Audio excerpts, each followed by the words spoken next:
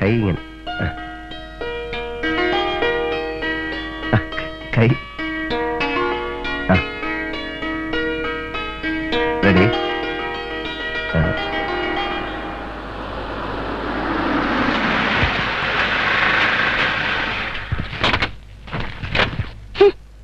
Pension പറ്റിയിട്ടും ഓരോരുത്തരെ പിടിച്ചു വെച്ചിരിക്കല്ലേ.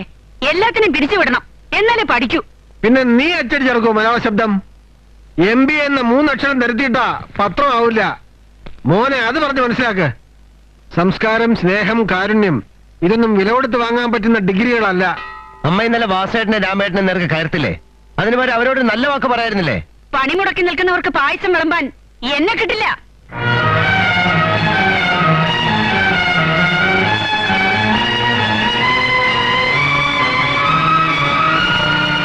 The desert air resounds the call of heart-struck lion's rage. The cloud puts forth its deluge. വാസേട്ടൻ നമസ്കാരം.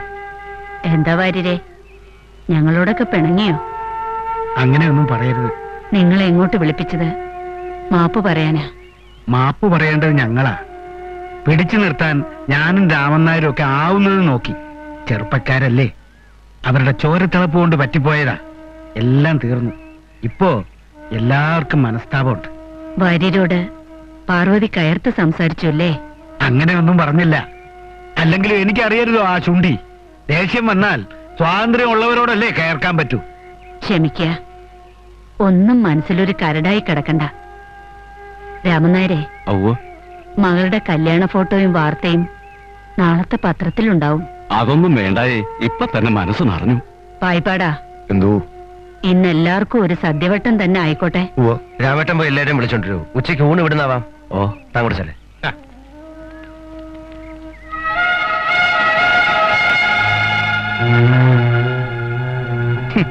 Ridiculous. തിന്നോ സമരക്കാരെ എച്ചെന്ന് നിയമിച്ച് നീ എന്നോട് ഇങ്ങുലാവ് കാണിക്കല്ലേ മോളെ.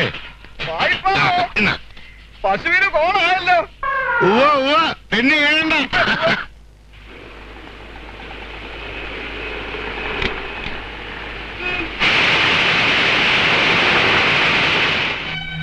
അച്ഛൻ അനിയൻകുട്ടനെ കയറൂരി വിട്ടിരിക്കാണോ?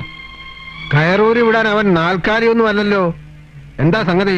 എന്റെ നാട് കുളം നമ്മുടെ പത്രത്തിൽ വേണോ വേണ്ടെന്ന് ആലോചിക്കണം. ആലോചിച്ചിട്ടാണല്ലോ അങ്ങനെ ഒരു പങ്കി തുടങ്ങിയത്. അവനത് ഭംഗിയായി കൈകാര്യം ചെയ്യുന്നുണ്ട്. എന്ത് ഭംഗിയെന്ന് അച്ഛൻ പറയുന്നത്? ഇപ്പോൾ എന്റെ ഹെൽത്ത് മിനിസ്റ്റർ വിളിച്ചിരുന്നു. ആശുപത്രിയുടെ മുമ്പിൽ പൊടിയും പന്തലൊക്കെ ആയി ഒരു നേഴ്സിനെ സസ്പെൻഡ് ചെയ്തു. അനീതി ഉള്ളിടത്ത് കലാപം ഉണ്ടാവണം, അല്ലെങ്കിൽ അവിടെ കത്തിച്ചാമ്പലാവണം. അതിനുള്ള തീ അവന്റെ അക്ഷരങ്ങൾക്കുണ്ട്. സത്യം വദ ധർമ്മം ചര. അവൻ അതാ ചെയ്യുന്നത്. അതിന്റെ പൊരുൾ നിനക്ക് മനസ്സിലാവില്ല. നീ നിൽക്കുന്നത് ഇവിടെയാണെങ്കിലും ശ്വസിക്കുന്നത് അമേരിക്കൻ വായുവാ. നീ നിന്റെ കാര്യം നോക്കിയാൽ മതി, അവൻ അവന്റെ കാര്യം നോക്കിയോളും കേട്ടോ.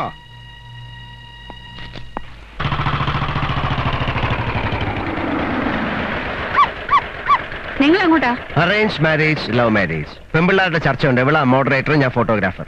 ബെന്നി എവിടാ? സുധു വെന്യൂ എവിടെ വെച്ചാ? കോളേജ് ഹാളിൽ വെച്ചാ പറ്റി. നമുക്കൂടെ അങ്ങോട്ട് പോയാലോ മിസ്സസ് മേനോൻ? വേണ്ട, നിങ്ങൾക്ക് 3 പേർക്കും ആ പ്രായം കഴിഞ്ഞല്ലയോ? Arrange marriage, love marriage. ഇപ്പോ ഡൈവേഴ്സിന്റെ വക്കത്തല്ലയോ? നമുക്ക് വിവാഹ മോചനത്തെ കുറിച്ച് വിമൻസ് ക്ലബ്ബിൽ വെച്ചൊരു ചർച്ച സംഘടിപ്പിക്കാം. ഇവള് മോഡറേറ്റർ, ഞാൻ ഫോട്ടോഗ്രാഫർ. ചീട്ടുകളി എത്ര മണി വരെ പോവും അമ്മേ? യോ അല്ല മമ്മി. സുദർശന് എപ്പോഴും അനിയൻകുട്ടിന്റെ കൂടെ സഞ്ചാരം അല്ലേ? അതെ അതെ, പ്രായമായെന്നൊരു ചിന്തയില്ല രണ്ടുപേർക്കും. Arrange marriage or love marriage? Marriage എന്ന ചടങ്ങിന്റെ ആവശ്യം എന്താണ്? A criminal wastage, selection of A partner.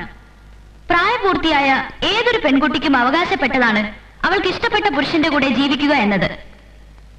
അങ്ങനെ ജീവിക്കുന്നതിന് ഒരു ലീഗൽ സാങ്ക്ടിറ്റി വേണ്ടേ? എന്ത് ലീഗൽ സാങ്ക്ടിറ്റി? പരസ്പര വിശ്വാസത്തിന്റെ വിശുദ്ധിയാണ് കുടുംബജീവിതത്തിന്റെ സാങ്ക്ടിറ്റി എന്ന് പറയുന്നത്. നിങ്ങൾ രണ്ടുപേരും പറയുന്ന അഭിപ്രായത്തോട് ഞാൻ യോജിക്കുന്നു. പക്ഷേ വിവാഹപ്രായമെത്തിയ എല്ലാ പെൺകുട്ടികളുടെയും മനസ്സ് ഒരുപോലെയാണ് എന്ന അഭിപ്രായത്തോട് എനിക്ക് വിയോജിപ്പുണ്ട്. ഇപ്പോ എന്റെ കാര്യം പറയുകയാണെങ്കിൽ കുടുംബ പശ്ചാത്തലം ഒരു വലിയ ഘടകമാണ്. എഴുത്തുപുര വീട്ടിലെ പൂമുഖത്താണ് എന്റെ സങ്കല്പത്തിലെ ഭർത്താവ്. എഴുത്തുകാരൻ ഭർത്താവ്, ചന്ദനത്തിന്റെ മണമുള്ള ഭർത്താവ്, എണ്ണക്കറുപ്പിലെ കർപ്പൂര ദീപം എനിക്ക് ശേഷം മാത്രം തൊഴാൻ കാത്തു നിൽക്കുന്ന ഭർത്താവ്. എന്റെ പരിഭവങ്ങളെ എന്താ പറയാ, കൊഞ്ചിച്ച് കൊഞ്ചിച്ച് ഇല്ലാതാക്കി ഒരിക്കലും മടുക്കാത്ത യവനമായി എന്നും ഉറക്കരയിൽ എന്നെ അനുവാദമില്ലാതെ കെട്ടിപ്പിടിക്കുന്ന ഭർത്താവ്. വർമ്മ സാർ, ഞാൻ സാറിന്റെ ഒരു വെൽവിഷറാണെന്ന കാര്യത്തിൽ സംശയമില്ലല്ലോ. അനന്തരാമൻ കള്ളു കുടിക്കാൻ ഒരു വിഷയം ഉണ്ടാക്കാണോ? പറയണമെന്ന് തോന്നുന്ന കാര്യങ്ങൾ അപ്പ പറയാന്നുള്ളതാണ് എന്റെ ഒരു സ്വഭാവം. സ്വഭാവത്തിൽ മാറ്റം വരുത്തണ്ട, പറഞ്ഞോളൂ. ഒന്ന് കല്യാണം കഴിച്ചാലോ? കഴിക്കുന്നുണ്ട്, കുഴപ്പമൊന്നുമില്ല. പക്ഷെ ബോംബെയിലെ ഭാര്യ മിസസ് നയന അനന്തരാമനെ എന്ത് ചെയ്യും? എന്റെ കാര്യമല്ല പറഞ്ഞത്, സാറിന്റെ കാര്യ. ഞായറാഴ്ച ആയതുകൊണ്ടാണോ ഡൊമസ്റ്റിക് വിഷയങ്ങളിലേക്ക് കിടക്കുന്നത്? സീരിയസ് ആയിട്ട് പറയാ, ഒരു മാരേജ് പ്രപ്പോസൽ. ഒരു കാൽക്കുലേഷനും ഇല്ലാതെ ഏതെങ്കിലും ഒരു പ്രപ്പോസൽ ഞാൻ ഇതുവരെ സാറിന് മുമ്പ് വെച്ചിട്ടുണ്ടോ? കേൾക്കട്ടെ, ഏതാ കുട്ടി? സുദർശന. യെസ്. ഏയ് താനിത് അതൊന്നും ശരിയല്ല. ഇക്കാര്യത്തിൽ മറ്റു നിർബന്ധങ്ങളൊന്നും ഇല്ലെങ്കിൽ ശരിയാവണം. അവർക്കും നമ്മുടെ പത്രത്തിൽ ഷെയർ ഉള്ളതാണല്ലോ. അത് അന്യാധീനപ്പെട്ടു പോകേണ്ട കാര്യമില്ലല്ലോ. അത് ശരിയാവില്ല. അതെന്താ സാർ അങ്ങനെ പറയുന്നത്? അവൾക്ക് എന്നോട് അങ്ങനെ ഒരു താല്പര്യം ഉണ്ടാവാൻ വഴിയില്ല. അനിയനുമായിട്ടുള്ള അടുപ്പം കൊണ്ടല്ലേ? അതുകൊണ്ട് തന്നെയാ ഞാൻ ഈ പ്രൊപ്പോസൽ വെച്ചത്. വർമ്മ സാർ ഒന്നും മനസ്സിലാക്കണം. 2 സഹോദരന്മാരുള്ള എഴുത്തുവര വീട്ടിൽ 2 പേർക്കും ഒരുപോലെ അവകാശപ്പെട്ട ഒരു പത്രവും ഒരു മുറപ്പെണ്ണും, രണ്ടും ഒരാളുടെ കയ്യിൽ തന്നെ നിൽക്കണം. അയാൾക്കേ പവറുള്ളൂ. പക്ഷേ സുദർശനയും അനിയൻകുട്ടനും തമ്മിൽ എനിക്ക് ക്ലിയർ അല്ല. ഇതുവരെ ലൈൻ ക്ലിയർ ആയിട്ടില്ല. ക്ലിയർ ആയേക്കും. ആ ഫീല് കിട്ടിയത് കൊണ്ടാണ് ഞാൻ ഈ മുന്നറിയിപ്പ് തരുന്നത്. എല്ലാത്തിനും ഒരു ടൈമിംഗ് ഉണ്ട് sir. A mile knock at the right time, the door will be open for you. എന്നും പവർ വർമ്മ സാറിന്റെ കയ്യിൽ തന്നെ ഇരിക്കും. ചേട്ടാ ഒന്ന് ഇങ്ങോട്ട് നോക്ക്, കുറച്ചും കൂടി. ആ റെഡി, ബെസ്റ്റ്. സുധു, ഞാൻ ഈ അഗ്നിദേവനെ പറ്റി വായിച്ചു. അപ്പൊ അതിലെ സുദർശന നല്ല പത്തര മാറ്റുള്ള തങ്ക കട്ടി പോലുള്ള സുദർശന, പുരാണങ്ങളിലെ കിരീടവും നെറ്റിപ്പട്ടവും ഒക്കെ ഉള്ള സുദർശന. നീയല്ല, നിന്റെ തലയില് കിരീടം വെച്ച കാലിപ്പെട്ടിയുടെ മുകളിൽ സൂട്ട് കേസ് വെച്ച പോലെ ഇരിക്കും. അപ്പൊ ഈ സുദർശനയുടെ കാമുകനായിരുന്നു അഗ്നിദേവൻ. അപ്പൊ ഡ്യൂപ്ലിക്കേറ്റ് സുദർശനായ നിനക്കും വേണമെങ്കിൽ ഒരു കാമുകനാകാമല്ലോ എന്ന് ഞാൻ ആലോചിച്ചോണ്ടിരിക്കായിരുന്നു. അയ്യടാ, എനിക്ക് ഈ കാമുകനും പ്രേമവും ഐ ലവ് യു എന്നും എനിക്കിതൊന്നും ഇഷ്ടല്ല.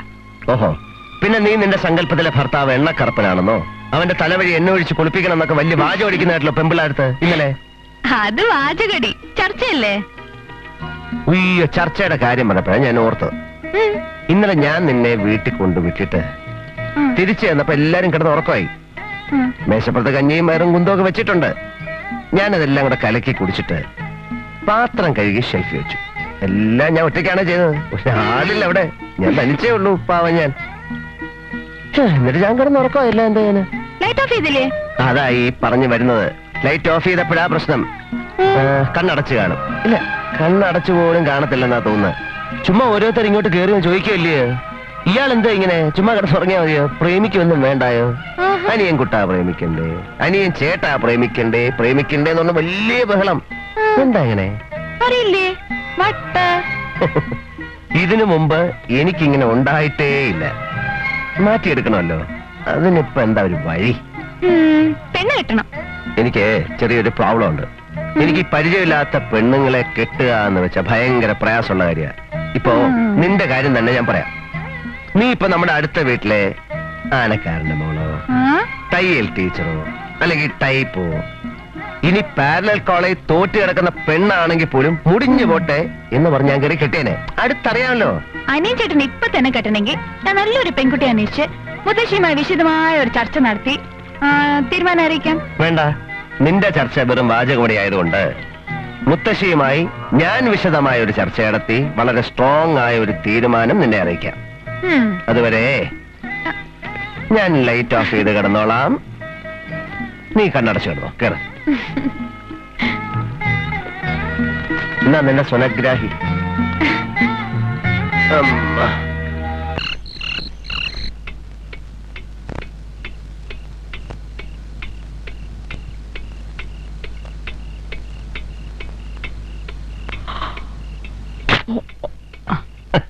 എന്താ ഇത് അനിയൻകുട്ടാ? ഇത് കോട്ടുവായിടുന്ന മഹാകവയിത്രി. ഉറക്കം വരുന്നുണ്ടോ? ഇല്ല. ഇതങ്ങോട്ട് പിടിച്ചേ. കൈവിട്ട് കളയരുത്. വളരെ പ്രധാനപ്പെട്ട ഒരു കാര്യം മുത്തശ്ശിയോട് പറയാൻ പോവാണ്. ഇടയ്ക്കിടയ്ക്ക് കോട്ടുവായിട്ട് മാറ്ററിന്റെ സീരിയസ്നെസ് കളയരുത്. ഒരു കല്യാണക്കാര്യ പറയൂ. നമ്മുടെ സുധുവിനെ ഒരു രസികൻ ആലോചന. രസികൻ എന്ന് പറഞ്ഞ ബെസ്റ്റ് ആലോചന. ബെസ്റ്റ് എന്ന് പറഞ്ഞ ദ ബെസ്റ്റ് ആലോചന. ഒക്കെ ഞാൻ അറിഞ്ഞു കുട്ടി. അറിഞ്ഞോ? എങ്ങനെ അറിഞ്ഞു മുത്തശ്ശി? അവള് പറഞ്ഞോ? അവൾ ഇങ്ങനത്തെ കാര്യം പറയോ? പാർവതി പറഞ്ഞു. അമ്മയുടെ അടുത്ത് വരെ എത്തിയോ ഈ കാര്യം? ആ അപ്പൻ നേരിട്ട് പറയായിരുന്നു.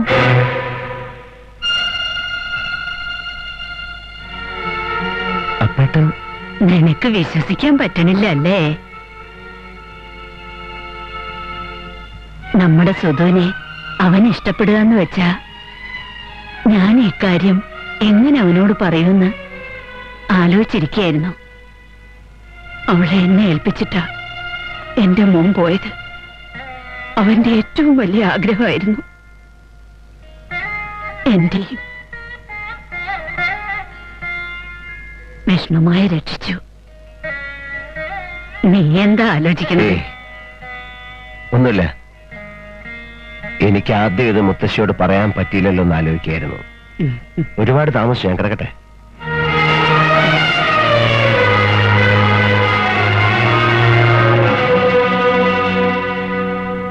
മോനെ ക്യാമറ. അനിയൻകുട്ടാ,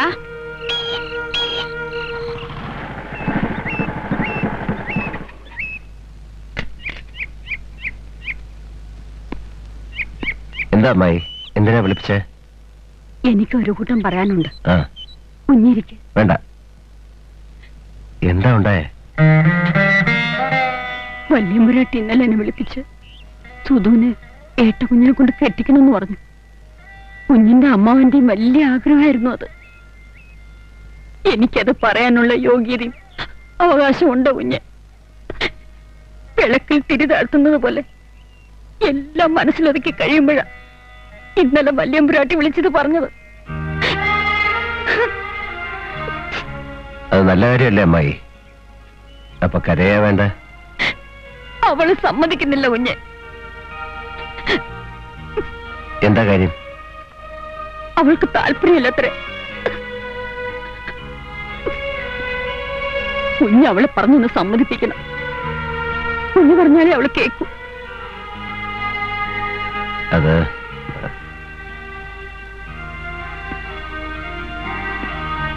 ഞാൻ പറയാം. പിന്നെന്താ? അവളോടെ വിളിക്കുക. ഞാൻ പറഞ്ഞേക്കാം.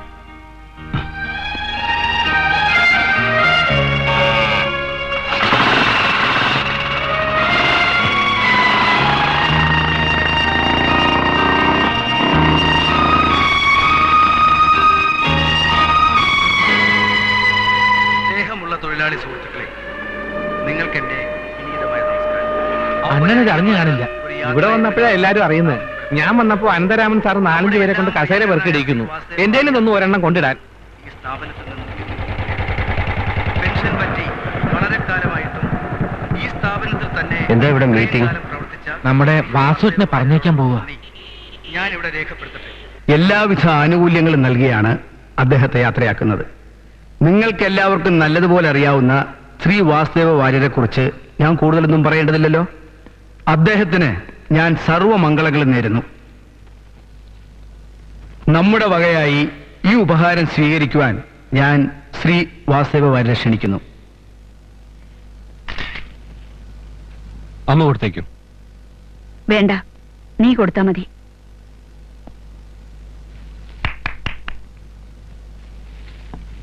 ശ്രീ വാസുദേവ വാര്യർ നമ്മളോട് 2 വാക്ക് സംസാരിക്കും.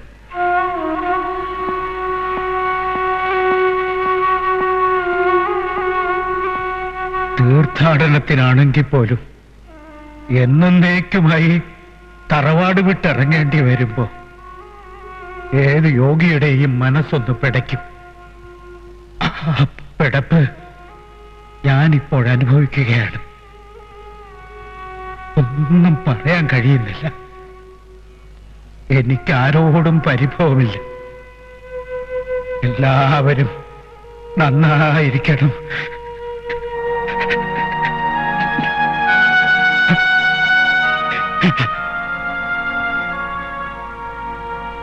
പ്രായമായ അച്ഛൻ, മരിച്ചു കിട്ടണേന്ന് പ്രാർത്ഥിച്ചുകൊണ്ട് മരുന്ന് കൊടുക്കുന്ന മകൻ പരിഷ്കാര ലോകത്തിന്റെ പ്രാക്ടിക്കൽ പ്രതിനിധിയാണ്.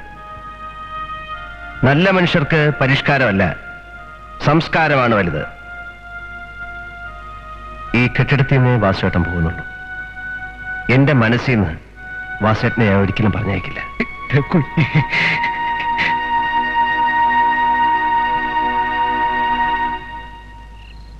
ഭാര്യർക്കും മടുത്തിട്ടുണ്ടാവും. പൊയ്ക്കോട്ടെ. എന്നാലും നിനക്ക് എന്നോടൊന്ന് ചോദിക്കായിരുന്നില്ലേ കുട്ടിയെ? മാന്യായിട്ട് മുത്തശ്ശിയാളെ പറഞ്ഞു വിട്ടത്. അതെ, ചെയ്ത തെറ്റിന്റെ കൂടെ മാന്യമായിട്ട് എന്നൊരു വാക്ക് ചേർത്താൽ തെറ്റ് തെറ്റല്ലാതാവില്ല. മാന്യമായിട്ട് ഡിസ്മിസ് ചെയ്യുക, മാന്യമായിട്ട് മുഖത്ത് വെക്കുക, മാന്യമായിട്ട് കഴുത്തിറക്കുക. മുത്തശ്ശന്റെ പാരമ്പര്യത്തെ ഒരു ഉണക്ക വിളക്ക് കൊടുത്ത് താൻ പറഞ്ഞു വിട്ടത്. ഇപ്പൊ മുത്തശ്ശി അനിയൻകുട്ട എന്ന് വിളിക്കും. വിളിക്കണ്ട, ഞാൻ നിർത്തി, മാന്യമായിട്ട് നിർത്തി.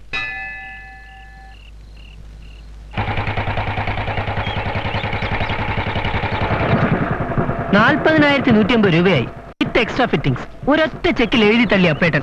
തരാൻ മനസ്സും കൂടി വേണേ. സൂക്ഷിച്ചോടിക്കണം. വാ. ചേച്ചി എങ്ങോട്ടാ? ഇനി തൊട്ട് ചേച്ചിയെ ഞാൻ കൊണ്ടുപോവുകയും കൊണ്ടുവരികയും ചെയ്താൽ മതി എന്ന് അപ്പേട്ടൻ പറഞ്ഞിട്ടുണ്ട്. വേണ്ട വേണ്ട, അങ്ങോട്ട് കയറിയാൽ മതി.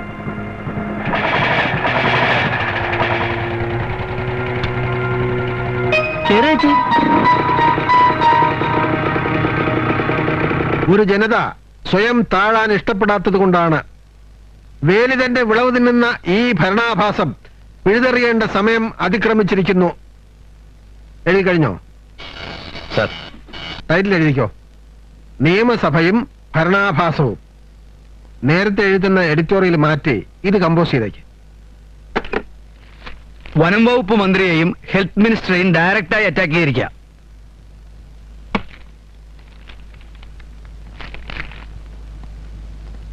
ജേക്കബേ, സർ, നേരത്തെ കമ്പോസ് ചെയ്ത എഡിറ്റോറിയൽ തന്നെ കൊടുത്താൽ മതി. ഡെസ്കിലുള്ള മറ്റാരും അറിയണ്ട. സർ. എന്റെ അച്ഛന്റെ അഭിമാനത്തെ തൊട്ട് കളിക്കാൻ ഒരുത്തരും ഞാൻ സമ്മതിക്കില്ല. ഞാൻ പറയുന്ന കേക്ക്. അച്ഛൻ എഴുതി കൊടുത്ത എഡിറ്റോറിയൽ അല്ല ഇന്നത്തെ പത്രത്തിൽ വന്നത്. നീ ഒന്ന് ക്ഷമിക്കണ്ട. മുഖത്തടിക്കാമായിരുന്നില്ലെന്ന് അച്ഛൻ ചോദിച്ചു. എന്നോടല്ല, ഈ എഴുത്തുപുരയോട്. എനിക്കറിയണം ആരെ എഡിറ്റോറിയൽ മാറ്റിയത്. മന്ത്രിമാർ മാത്രമല്ല, അധികാര സ്ഥാനത്തുള്ള പലരും ഈ വീടുമായി ആത്മബന്ധമുള്ളവരാണ്. അവരെ അവഹേളിക്കുകയും ശത്രുക്കളാക്കുകയും ചെയ്യുന്ന അനാവശ്യമായ പത്രധർമ്മത്തിന് കൂട്ടുനിൽക്കാൻ തൽക്കാലം സാധ്യമല്ല. നിന്റെ അച്ഛന്റെ ഫ്രസ്ട്രേഷൻസ് കുത്തിക്കുറിക്കാനുള്ളതല്ല മലയാള ശബ്ദത്തിന്റെ എഡിറ്റോറിയൽ. അച്ഛന്റെ ഫ്രസ്ട്രേഷൻസോ? അച്ഛന്റെ ഏറ്റവും വലിയ ഫ്രസ്ട്രേഷനാണ് അമ്മ. എന്നെ കൊണ്ടൊന്നും പറയിക്കില്ലേ? പറയടാ, പറ. പ്രായം മറയ്ക്കാൻ അമ്മ തേച്ച് അടക്കുന്ന ഈ സൊസൈറ്റി ചായം പൂശാൻ കെ മേനോനെ കിട്ടില്ല. റമ്മി കളിച്ച് പരദൂഷണ പാർട്ടികളിൽ കോമാളി വേഷം കെട്ടുന്ന ഭർത്താവ് ഗോഷ്ഠയല്ല എന്റെ അച്ഛൻ. ആ ഒരൊറ്റ കുറവിലല്ലേ അമ്മ അച്ഛനെ നെഗ്ലക്ട് ചെയ്യുന്നത്? ചെയ്തോ. പക്ഷെ എന്റെ അച്ഛന്റെ അക്ഷരങ്ങളെ നെഗ്ലക്ട് ചെയ്താൽ. അനിയൻകുട്ടാ, ഒഫീഷ്യലായിട്ട് തന്നെ ആയിക്കോട്ടെ. ഇതാ എന്റെ റെസിഗ്നേഷൻ ലെറ്റർ.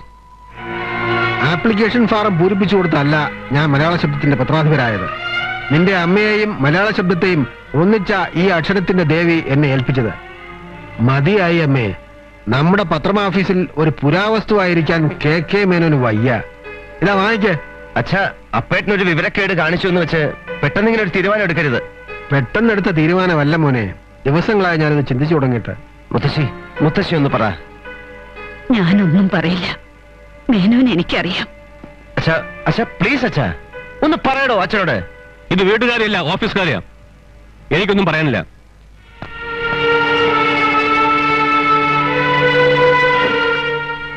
എന്തിനായിരുന്നു ഈ നാടകമൊക്കെ? മക്കൾ തന്നോളം വളരുമ്പോ കോംപ്ലക്സ് ഉണ്ടായിട്ട് കാര്യമില്ല. ഹൈഹീൽഡ് ചെരുപ്പിട്ട് നടക്കാൻ തുടങ്ങിയപ്പോഴാണല്ലോ നിനക്ക് എന്നേക്കാൾ പൊക്കം വെച്ചു എന്ന് തോന്നി തുടങ്ങിയത്. അതുപോലെ ഒരു കോംപ്ലക്സ് മാത്രമാണ് അവന്റെ വളർച്ചയും. തന്നോളമായ മകനെ താനെന്ന് വിളിക്കാം, സാറേ എന്ന് വിളിക്കാൻ ബുദ്ധിമുട്ടുണ്ട്. നിന്റെ കൈകൊണ്ട് തന്നെ ആയിക്കോട്ടെ എന്റെ രാജിയും. വാങ്ങിക്ക. അസുഖം മാറിയെന്ന് ആരാ പറഞ്ഞത്? കണ്ടില്ലേ കൊതുക് കത്തിച്ചു വെച്ചേക്കുന്നത്. അതെ, കൊതുക് ചത്ത് വീഴാതെ നോക്കിക്കോണേ. നിറയെ ചക്കര പോട്ട് തന്നെ. എന്നാ കുറച്ച് അവലും മലരും തേങ്ങയും കൂടെ സംഘടിപ്പിച്ച വന്ന സ്ഥിതിക്ക് ഒരു ഗണപതി ഹോമം നടത്തിയെങ്കിലും പോവാം. കളിയാക്കണ്ട. തന്റെ ഗണപതി ഹോമത്തിന്റെ ഗുണം കൊണ്ടാ മേനോ സാറിന് രാജിവെച്ചത്. അച്ഛനിരുന്ന കസേരയിൽ അപ്പേട്ടൻ കയറിയിരിക്കുന്നു. Managing editor. ഇരിക്കാനല്ലേ പറ്റൂ, എഴുതാൻ പറ്റില്ലല്ലോ. മേനോ സാറ് എന്റെ കേരള പത്രത്തിന്റെ ചീഫ് എഡിറ്റർ ആവണം. എഡിറ്റോറിയൽ മാത്രം മതി. ഇവിടെ ഇരുന്ന് എഴുതി തന്നാ മതി. മലയാള ശബ്ദം എനിക്കൊരു പത്രം മാത്രമല്ല, എന്റെ തറവാട് കൂടിയാണ്. അറിയാം. തറവാട്ടിൽ നിന്ന് അങ്ങനെ ആരും പൊറുതി മാറില്ലല്ലോ. ഇനി ഞാൻ മറ്റൊരു പത്രത്തിൽ ജോലി ചെയ്യുന്ന പ്രശ്നമില്ല. വല്ലതും എഴുതിത്തരാം, അതേ എനിക്ക് പറ്റൂ.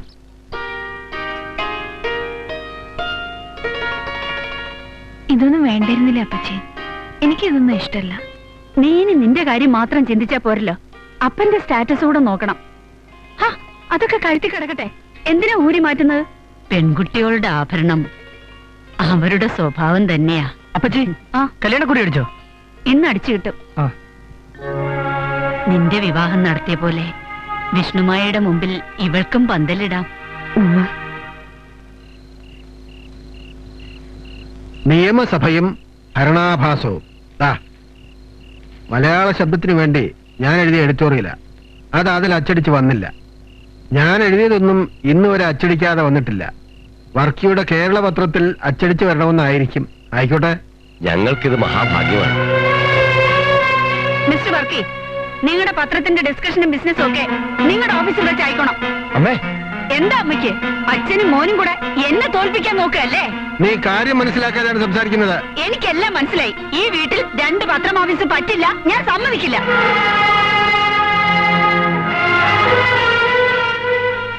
എന്നാ ഞങ്ങൾ ഇറങ്ങട്ടെ. വരട്ടെ സാർ.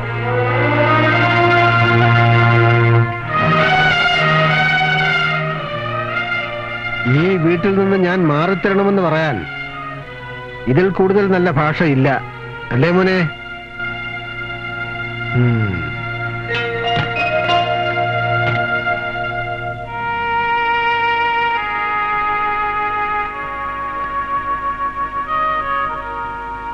ബുക്കിൽ നോക്കിയിരുന്ന നിനക്ക് എന്നെ കാണാതിരിക്കാനേ പറ്റൂ. എനിക്ക് നിന്നെ കാണാം. ഈ അകൽച്ച ഈ വീട്ടിൽ താമസിച്ചുകൊണ്ട് വേണ്ട എന്ന് എനിക്ക് തോന്നി. അതുകൊണ്ടാ മാറുന്നത്. ധർമ്മക്കഞ്ഞി കുടിച്ച് കഴിയേണ്ട പ്രായം എനിക്കായിട്ടില്ല. അറിഞ്ഞോ അറിയാതെയോ നീ എന്നോട് കാണിക്കുന്ന ഈ നിഷേധം, ഇത് സഹിച്ചിവിടെ കഴിയാനുള്ള വിശാല ഹൃദയമൊന്നും എനിക്കില്ല. മാറിയിരുന്ന് സ്വസ്ഥമായിട്ട് എഴുതാൻ ഞാനൊരു വീടെടുത്തിട്ടുണ്ട്. ഇവിടെ നിന്ന് 30 കിലോമീറ്ററേ ഉള്ളൂ. എപ്പോ വേണമെങ്കിലും വരാം. എനിക്ക് എഴുതണം. എഴുതാനേ എനിക്കറിയൂ. എഴുതാപ്പുറം വായിക്കാൻ എനിക്കറിയില്ല.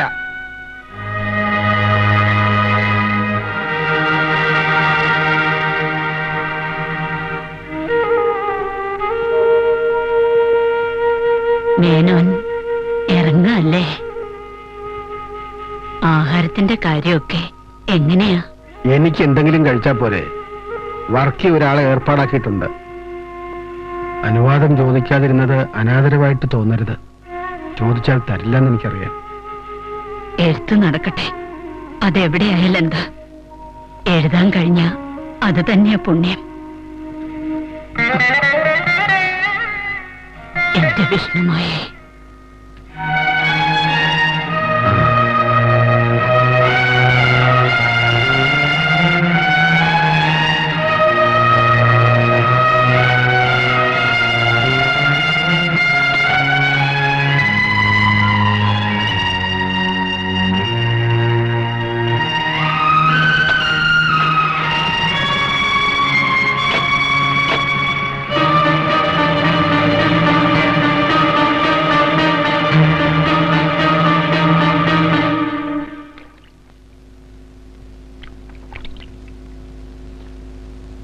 ഈ വീട്ടിൽ നിന്ന് ഞാൻ മാറിത്തരണമെന്ന് പറയാൻ ഇതിൽ കൂടുതൽ നല്ല ഭാഷയില്ല. മോനെ, അച്ഛൻ വല്ലതും കഴിച്ചാണോ?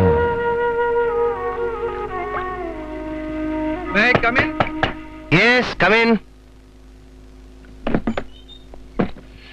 Good evening. ആ, ഒരു മെമ്മോ ഉണ്ടായിരുന്നു.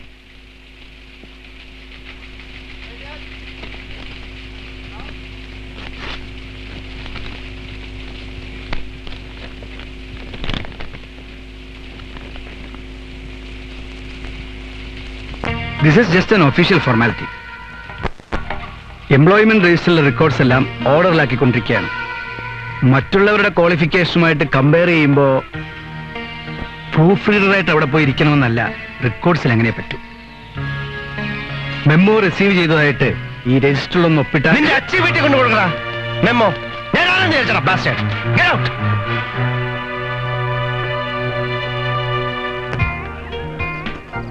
അനിച്ചേട്ടാ,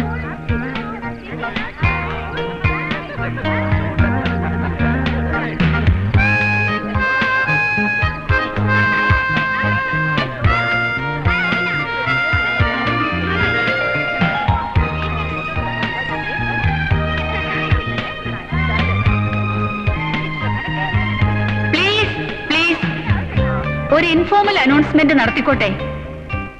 എന്റെ ഒരേ ഒരു ജ്യേഷ്ഠൻ മരിച്ചുപോയ ഗോദവർമ്മയുടെ മകൾ സുദർശനയുടെയും എന്റെ മകൻ രാമവർമ്മയുടെയും മാരേജ് ഫിക്സ് ചെയ്തിരിക്കുന്ന വിവരം സന്തോഷപൂർവ്വം ഞാൻ അറിയിക്കുകയാണ്. കൺഗ്രാറ്റുലേഷൻസ് അപ്പേട്ട. ഹലോ, ഭാഷ ശരിയല്ലേ? ഒരു MBA ലൈനിൽ മുത്തശ്ശിയുടെ കാര്യതടവ് കിട്ടിയ ഭാഷയാണ്. അനിഞ്ചേട്ട കഴിക്കുന്നില്ല. എക്സ്ക്യൂസ് മീ അപ്പേട്ട, ഒരു മിനിറ്റ്. മിസസ് മേനോൻ ഭാഗ്യവതിയാ. ഇതുപോലെ പുറത്തുള്ള 2 ആമക്കളെ കിട്ടിയല്ലോ. ഇൻഡാസ് കിട്ടി. കൊണ്ടുപോയി അവന്റെ അച്ഛൻ വീട്ടിൽ കൊടുക്കാൻ പറഞ്ഞു. രവി വർമ്മയെ പ്രൂഫ് റീഡറാക്കിയിട്ട് ഇയാൾ മാനേജിംഗ് എഡിറ്റർ കസേലിരിക്കില്ല. ഹലോ വർമ്മയാൻ വർമ്മ, എന്താണ് ചേട്ടനും കൂടി രഹസ്യം? കല്യാണമൊക്കെ ഫിക്സ് ചെയ്തിരിക്കല്ലേ? ഇനി മുമ്പോട്ടുള്ള നടപടികളെ കുറിച്ച് ഒരു ചെറിയ ക്ലാസ് കൊടുക്കായിരുന്നു. വേണ്ടേ? തീർച്ചയായിട്ടും വേണം. നടക്കട്ടെ. വേണ്ടാത്ത പണിക്കൊന്നും പോവല്ലേ, ചളമാവേ. അച്ഛൻ പെട്ടിയെടുത്ത് പോയവനെന്ന് ഞാൻ പോകത്തില്ല. എങ്ങോട്ട് പോകുന്ന? ക്ഷണിക്കാനൊക്കെ നമുക്ക് ജോലി ഉണ്ടാക്കി വെച്ചിരിക്കുക. നീ വരുമെന്ന് ഞാൻ വിചാരിച്ചില്ല മോനെ. മെമ്മോ തന്ന് വരുത്തിയതാ. നീ കഴിക്കുന്നില്ലേ? പ്രൂഫ് റീഡർക്ക് പറഞ്ഞിട്ടുള്ളതാണോ അമ്മേ സൊസൈറ്റിയും പാർട്ടി? അനിഞ്ചേട്ടന് ഭക്ഷണം ഇങ്ങോട്ട് എടുക്കട്ടെ. Many more returns of the day Sudarshana. എന്താ മോനെ കാര്യം?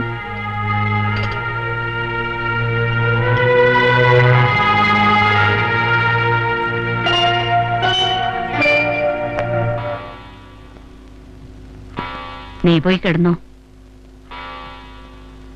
അവരെ കണ്ടില്ലല്ലോ മോനെ. അവര് വന്നോളും മുത്തശ്ശി.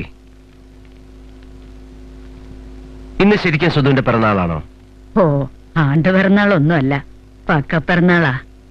ക്ലബിൽ പാർട്ടി നടത്തണമെങ്കിൽ നിന്റെ അമ്മയ്ക്ക് എന്തെങ്കിലും കാരണം വേണ്ടേ? ബ്യൂട്ടി പാർലറിൽ കയറ്റി പെയിന്റ് ഒക്കെ അടിപ്പിച്ച അവളെ അവിടെ നിർത്തിയിരിക്കുന്നത്. ലിപ്സ്റ്റിക്കും ഉണ്ട്. പാവല്ലേടാ അവള്. പാവമായിരുന്നു. ഇന്ന് കണ്ടപ്പോ പാവയായിട്ട് തോന്നി. ഈ പരിഷ്കാരമൊക്കെ കാലത്തിന്റെ ആവശ്യ. തമ്പുരാട്ടി തിരി. ആ, പരിപെട്ട മുത്തശ്ശി പറഞ്ഞ കേട്ടോ, പരിഷ്കാരം കാലത്തിന്റെ ആവശ്യമാണെന്ന്. അതുകൊണ്ട് ഇടയ്ക്കൊക്കെ പഠിപ്പുരെ തൂക്കി വല്ല ജാസൊക്കെ അടിച്ചു പഠിക്കാൻ നോക്ക്. എഴുത്തുപുര മുറ്റത്ത് ഫാഷൻ പരേഡ് നടത്താൻ പോവാണ് അപ്പേട്ടൻ. ഒരു അറ്റ്മോസ്ഫിയറിന് വേണ്ടി പരമേട്ടനെയും പായിപ്പാടിനെയും പൂറ്റിക്കുഞ്ഞിനെയൊക്കെ ടെറാക്കോട്ട പെയിന്റ് അടിച്ച് അവിടെ ഇവിടെയൊക്കെ പിടിച്ച് നിർത്തിക്കളെ അപ്പേട്ടൻ. അയ്യോ കുഞ്ഞ്, അത് ഉണങ്ങുന്ന പെയിന്റ് ആയിരിക്കും. കിണുങ്ങുന്ന പെയിന്റ്. കുഞ്ഞുണ്ണ വന്നാട്ടെ. ഞാൻ വരാം.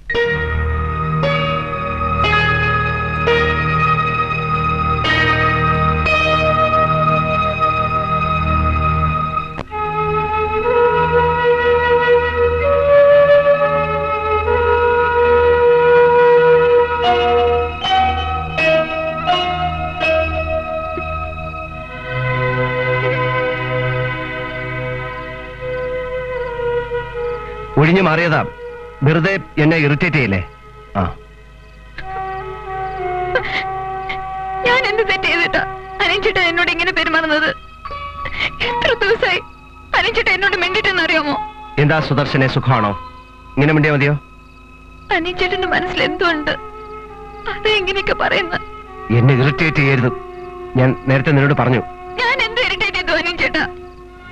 എന്ത് ഇറിറ്റേറ്റ് ചെയ്തെന്നോ?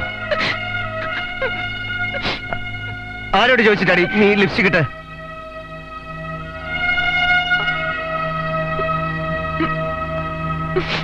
ആരോട് ചോദിച്ചിട്ടാ ലിപ്സ്റ്റിക് ഇട്ടെന്ന്?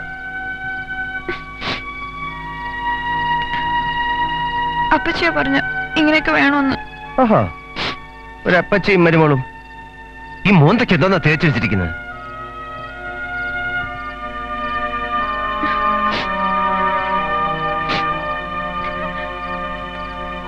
മതിയോ? പറ, ഇനി ഞാൻ എന്ത് ചെയ്യണം? ഇനിയും മനസ്സിൽ കുറെ കാര്യങ്ങളുണ്ട്. എന്ത് കാര്യങ്ങള്? അത് പോട്ടെ, അത് ഇതുപോലെ വിളക്കെണ്ണ തുടച്ചങ്ങ് തൂത്ത് കളഞ്ഞോളാം.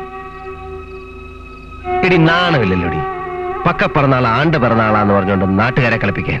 അയ്യേ, പോ, പൊയ്ക്കോ പൊയ്ക്കോ, എനിക്ക് ഉറക്കം വരുന്നു, പോ.